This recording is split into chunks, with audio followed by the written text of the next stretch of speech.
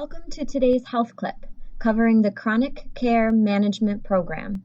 This health clip is brought to you by Healthcare Partners of the North Country, your region's accountable care organization.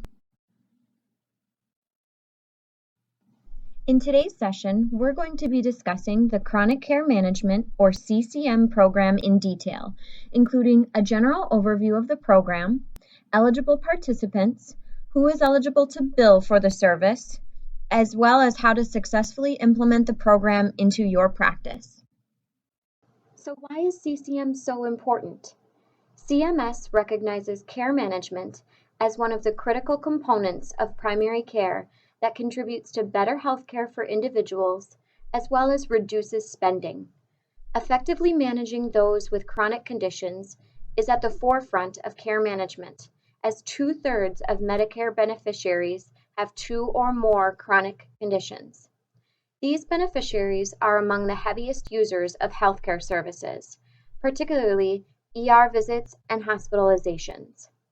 Let's turn our attention to the data depicted on the graph. You'll notice that as the number of chronic conditions increases, so does the number of ER visits. The left side of the graph shows beneficiaries with 0 or 1 chronic condition. Only 4% of them had 1 ER visit during the year. The right side of the graph shows beneficiaries with 6 or more chronic conditions. Almost 2/3 of them had at least 1 emergency room visit during the year. And what's even more alarming is that 27% of beneficiaries in this category had 3 or more ER visits during the year. The data on a national level is alarming in its own right, but how does it really impact our ACO? Well, let's take a look at our numbers. In 2015, our CCM eligible beneficiaries had 2,169 hospital admissions, which resulted in over $27 million spent. CCM is defined as 20 minutes a month of non-face-to-face clinical staff time provided to Medicare beneficiaries who have 2 or more chronic conditions. These services include communicating with the patient and other healthcare specialists, either by email or phone, medication management, and care coordination. Sound familiar? Many of these services are ones that your office is most likely already providing to your patients. Now let's talk about who is eligible to receive CCM services. Eligible patients are Medicare beneficiaries with 2 or more chronic conditions that are expected to last at least 12 months or until the death of the patient, and whose chronic conditions place the patient at a significant risk of death, acute exacerbation, decompensation, or functional decline. Here are some examples of chronic conditions. Keep in mind, this list is not all-inclusive.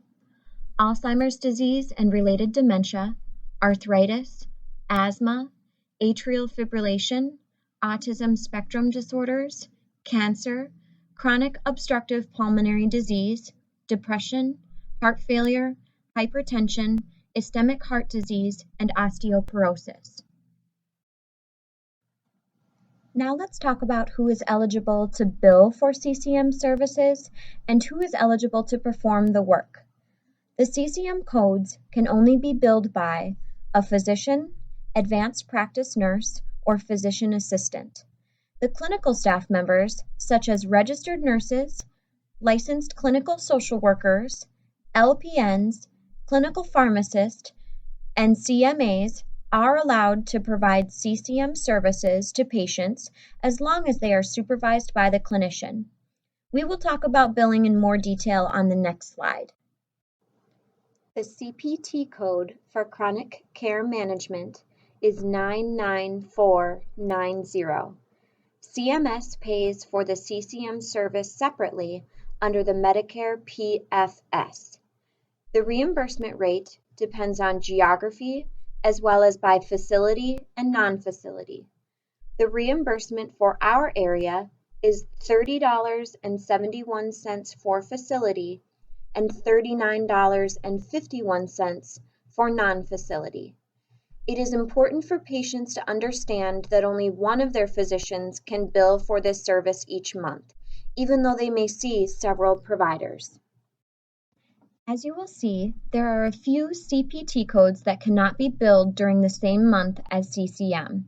These codes include Transitional Care Management, Home Health Supervision, Hospice Care Supervision, and certain end-stage renal disease services.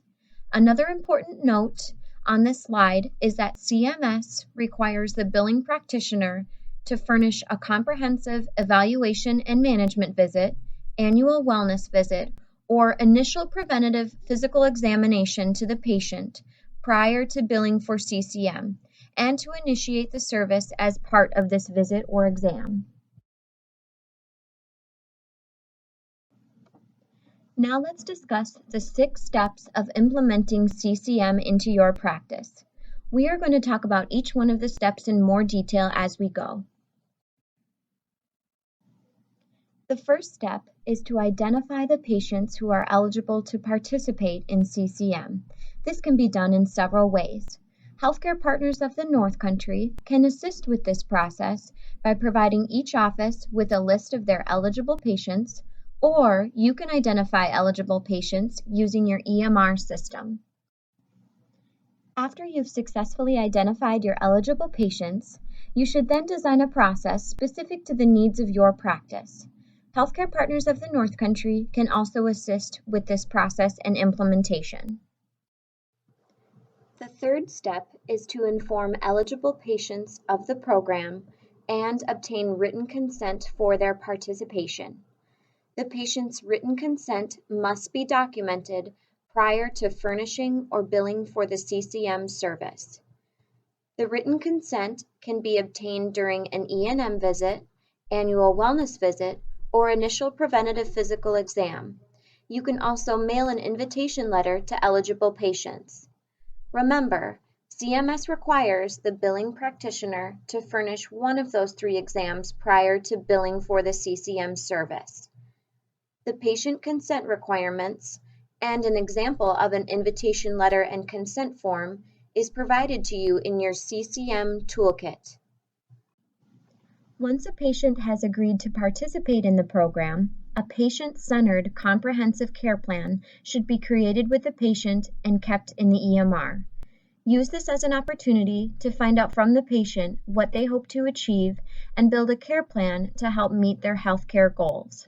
The following elements must be included in their care plan: the problem list, expected outcome and prognosis, measurable treatment goals, symptom management, planned interventions and identification of the individuals responsible for each intervention, medication management, community and social services offered, a description of how services and agencies outside the practice will be coordinated, and a schedule for periodic review and, when applicable, revision of the care plan based on the needs of the patient. The 5th step is providing 24/7 access to care management services by way of patient portal or a dedicated phone line so that patients are able to make contact with healthcare professionals to address their urgent chronic care needs after normal office hours. The comprehensive care plan must be made available on a 24/7 basis to all practitioners within the practice whose time counts towards the time requirement for the practice to bill the CCM code. This can be done through the HIE. The final and most important step is documentation. Documentation is key to a successful CCM program due to the non-face-to-face nature of the services provided. The following information must be documented in the patient's EMR: the beneficiary consent, a detailed account of the 20 minutes of non-face-to-face services provided within a calendar month, and their comprehensive care plan. Thank you for joining us for today's health clip. Please contact us with any questions, and remember, Healthcare Partners of the North Country is here to support your office in implementing and maintaining a successful CCM program.